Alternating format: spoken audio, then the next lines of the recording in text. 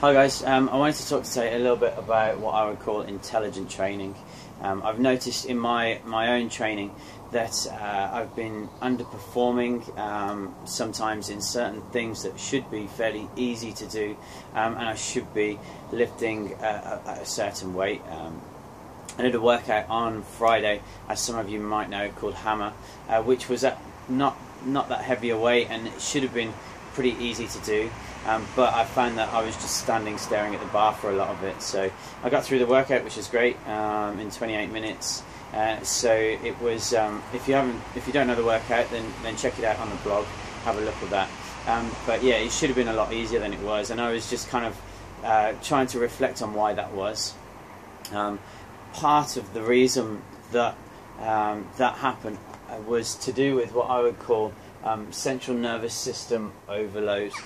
So you'll notice that we do complex and simple movements. Things like an Olympic lift is quite a complex movement.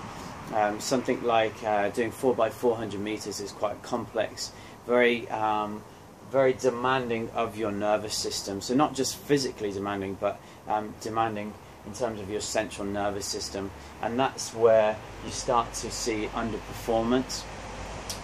So when you have to perform a movement like, I'd say, like an Olympic lift, the motor unit, which is the motor neuron that fires to your muscle, has to fire a lot more than, say, a less simple movement, something like a squat, a lunge, an overhead press, which is still quite physically demanding, but less demanding of your central nervous system.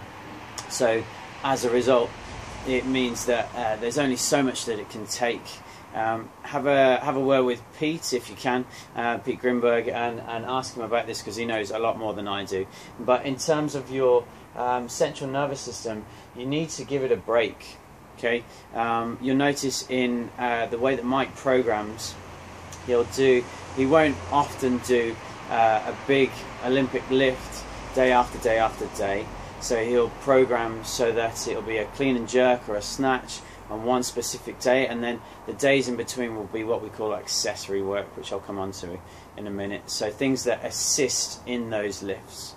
Yeah, if you're doing the 6-day program in its entirety, then great, it's already done for you. But if you're training at home or you're using an open gym, you want to try and be as intelligent in your training as possible. Okay, so as I said, when you're doing something like an Olympic lift, generally you want to give yourself about a 2 or 3 day break before doing an Olympic lift in its entirety again. That doesn't mean that you can't train in between, but it just means you've got to do what we call accessory work in between. Say, for example, you wanted to practice a clean and jerk. So, for example, you know that you need to be good in your squat as you come down, because as you clean up, you've got to squat up. You know, you've got to be good in your deadlift to get from this position up to that position. You know that you've got to be good in your overhead press so that you can get in that position. So it means you've got to be strong in your squat, in your deadlift, in your overhead press. These are the type of things that you want to be thinking about in your workouts in between those days. So something that is what we call accessory work, something slightly less complex, still quite demanding, but something that's going to assist those lifts. It's easy to overtrain. As I said, I've been guilty of it. I've been guilty of not having the rest that I need, maybe choosing a day where it could have been complex, maybe choosing something that's simple, something a skill to master, something gymnastic based, work on the rings or something like that. So just try and be intelligent about how you program that yourself. I hope that helps. If you've got any questions, just send a message to the Facebook page. Thanks. See ya.